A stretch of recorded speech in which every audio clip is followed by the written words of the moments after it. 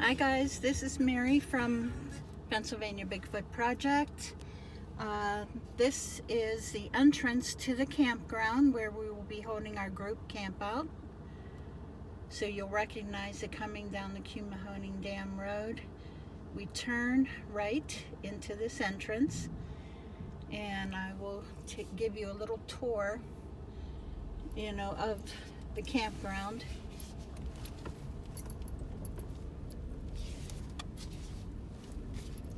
There's a little entrance shack.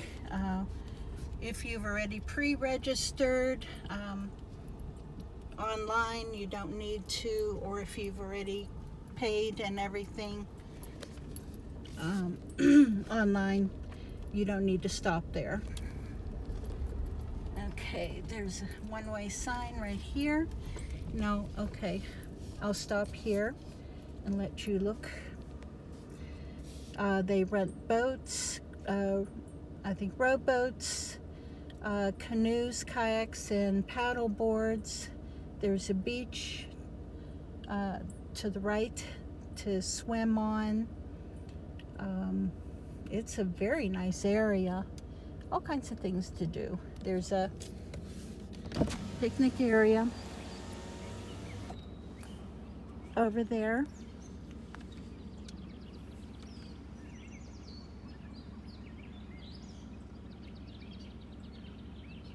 But where this one-way sign is, that's the entrance to the campground itself.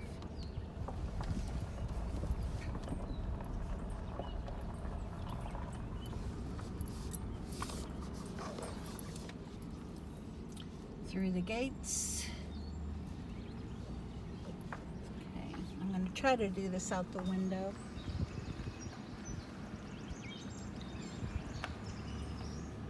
To the right is cabins that are supposed to be closed because of the coronavirus.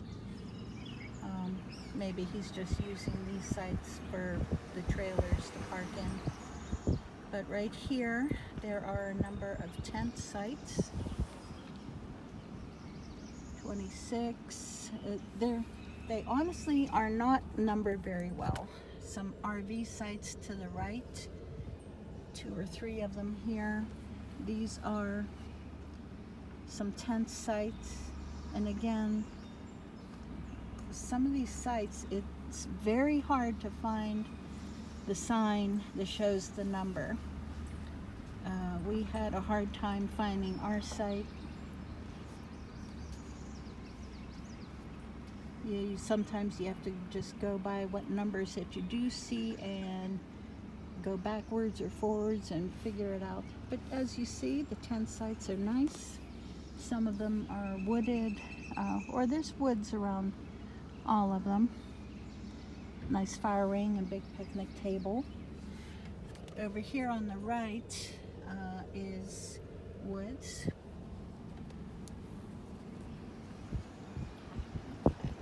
RV sites here.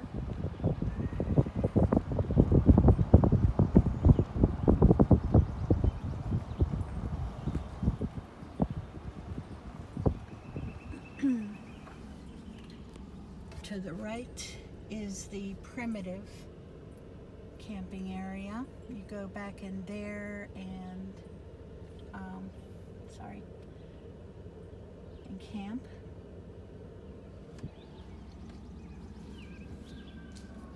Trailer sites, RV sites that is, up here. Here's parking for the primitive sites right here.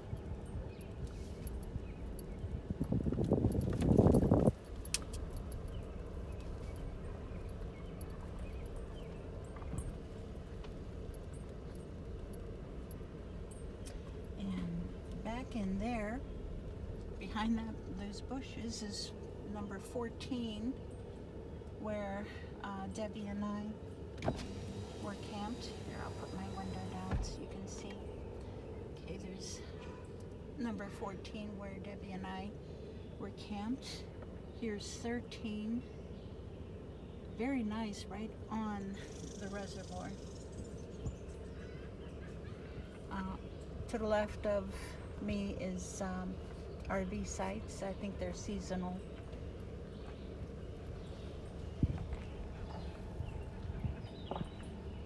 Here's number 12. See a nice little bench there with a beautiful view of the reservoir. There's 12.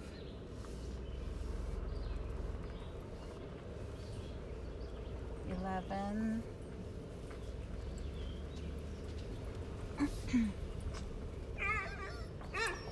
10 is somewhere, you know, this, where you see a picnic table is a camping site. And again, you just have to see if you can find a number somewhere. Okay, there's a site back there.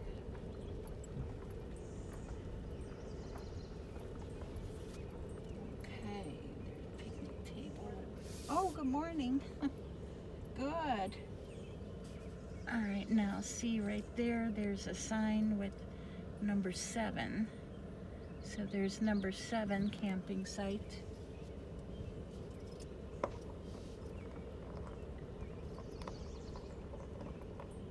That's a tent site again.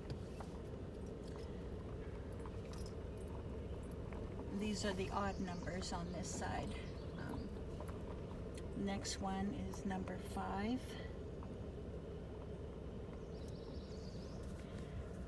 Sorry. Okay, there's number 5. Tent site.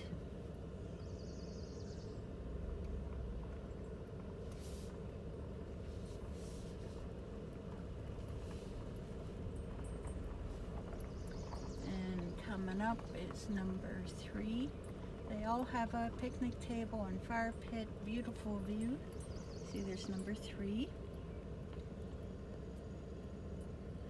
You know, each site is very large. You know, you get plenty of space in between. Okay, here are canoes or kayaks, paddle boards that you can rent.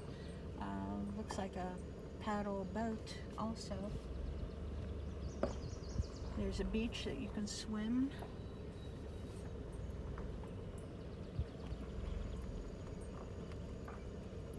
Okay, I'll come around here. Here's little crossroads with RV sites up there, right up the center.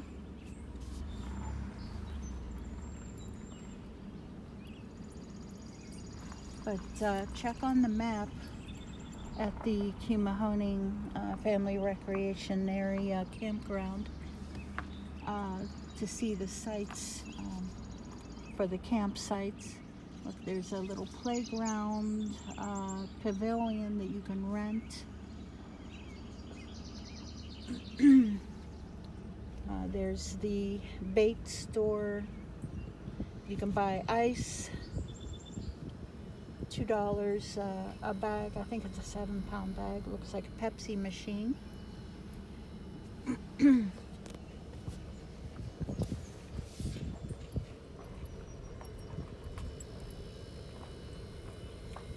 Firewood, you can buy firewood there.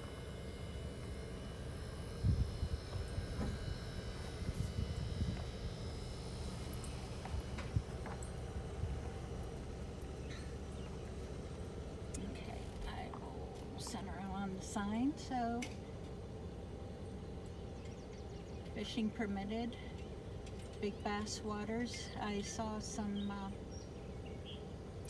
I saw at least one of them, a big one, right by our campsite. He was a big one. He was jumping up out of the water every so often after bugs, and he was something biggie.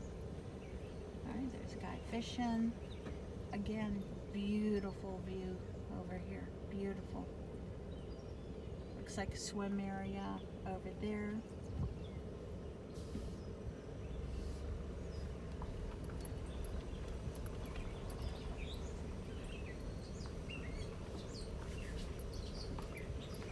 Memorial Beach. James F. Beaner Esquire, Memorial Beach, and Picnic Grove. You park out here in this big parking lot, and you can picnic back there and swim. Looks like a pretty big picnic pavilion back in there. A couple ones, I think.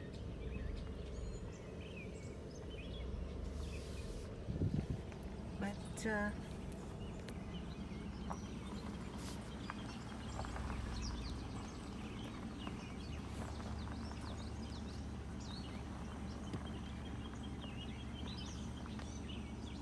sorry about that. There's public restrooms right here, and big parking lot here for people who just want to come here for the day and fish, swim, or picnic. And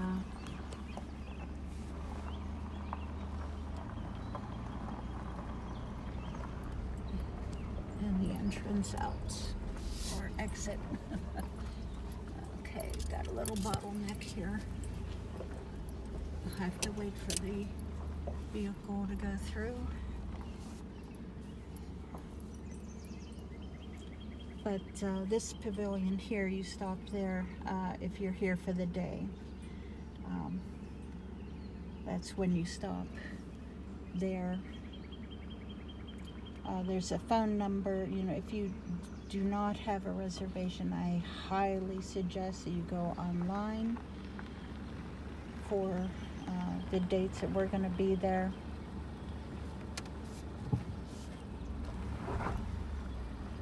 And make your reservation now, because it is filling up.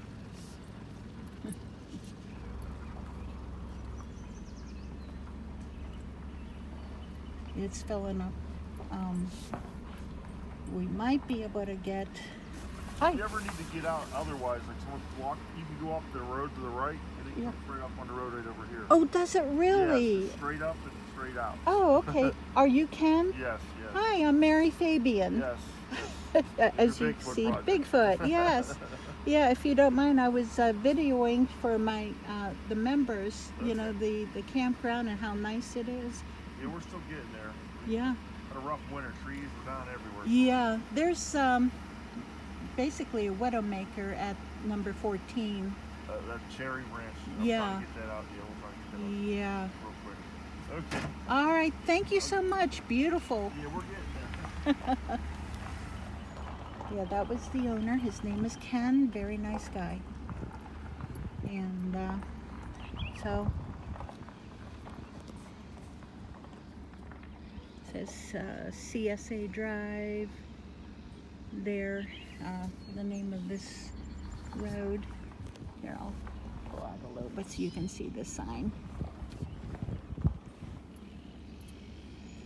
There it is. Okay. CSA Drive. That's but for your GPS, you type in Quemahoning Family Recreation Area, and it might come up as CSA Drive. I'm not certain, but it's off of Quemahoning Dam Road, and again, beautiful. We explored. I'm going to back up because I'm partially blocking the road here.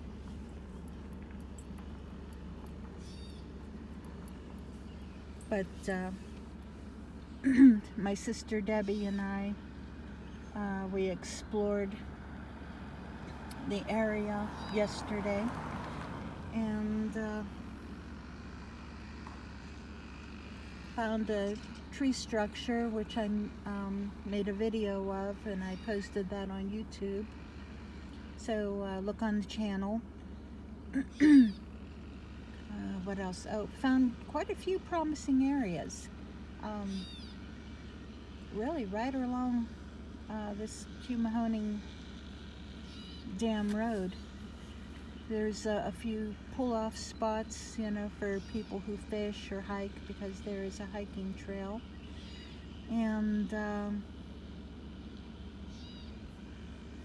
yeah, other than that, I think one of our members has a season pass here, and they go camping here frequently, and they know a lot of people in the area, and they had told me that they would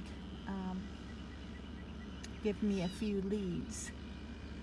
So I cannot recall your name. I apologize. You were at the Trail and Stream Outfitters Bigfoot Town Hall meeting at Edinburgh, PA.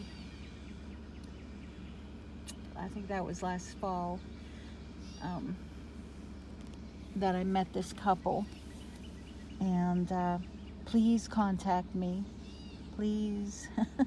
And please come to the campout because, oh, okay, I've got to pull out. All right.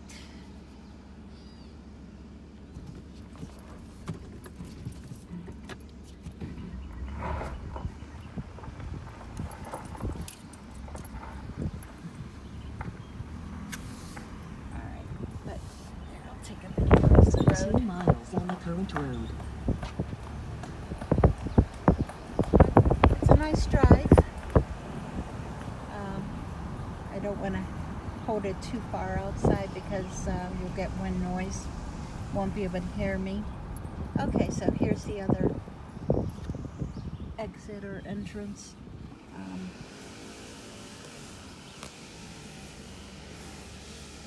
I wondered about that whenever I came past this road previously, you know, if that went back there. So now I know. Whew. There's a herd of deer crossing the road with a little fawn.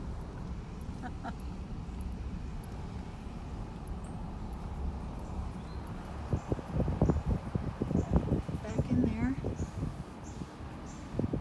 I'm going to pull off the road here in a little bit so I can talk some more.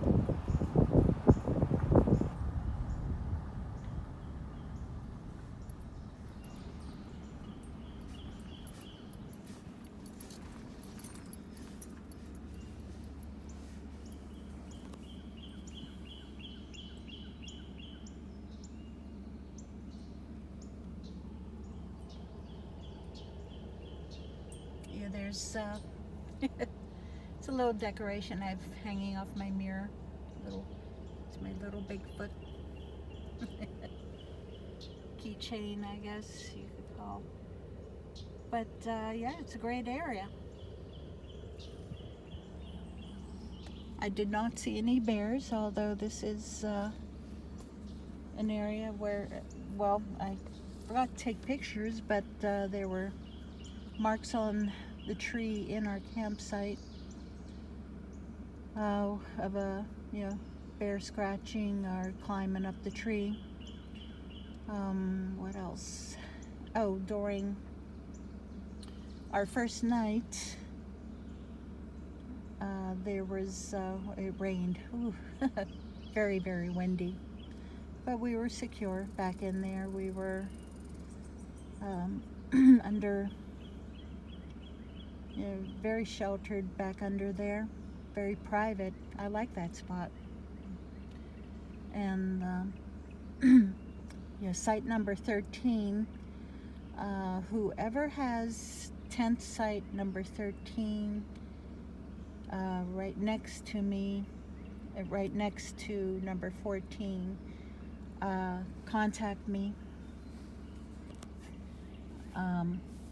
because I think we just may use that site as long as you're one of our members to congregate and meet up on, because it's a nice big area and you know, there's no reason why all of us can't you know, just use that site, you know, that bar pit to hold our little powwows.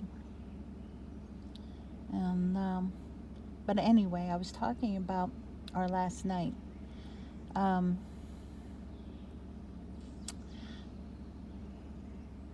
Like I said, it was storming in the afternoon and throughout the night, off and on. During a lull in the storm, I could hear something splashing in the water. You're walking, along the edge of the water and up into the woods next to me, and stepped on a tree branch or something, and I heard a crack. And at that point, I always have my keychain hanging next to me, the key fob. So I locked my doors, and you know how you push the button twice on your key fob and the car horn beeps to let you know that it's locked. Well, car horn beeped. That's usually what I do whenever I hear something getting too close to the tent. It might be something unwelcome. I don't care, but that usually chases whatever away. And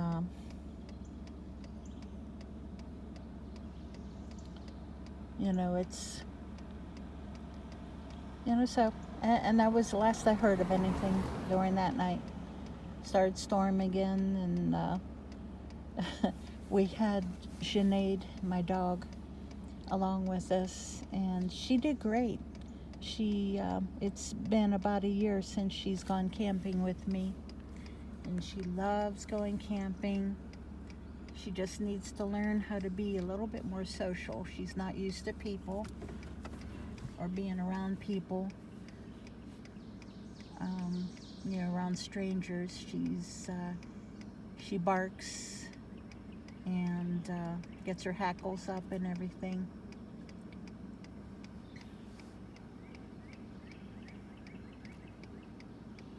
But when she gets to know you, all she wants to do is play.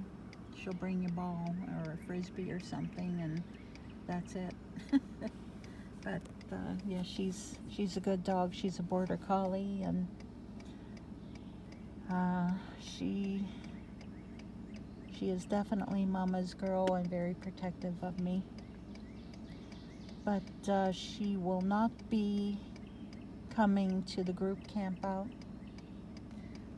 That would be too much for her to handle, and too stressful for her. And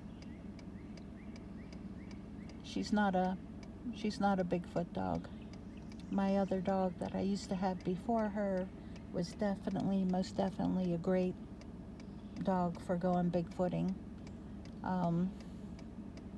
And if you want to know the characteristics of what a good bigfooting dog is or are, there's an article on the group,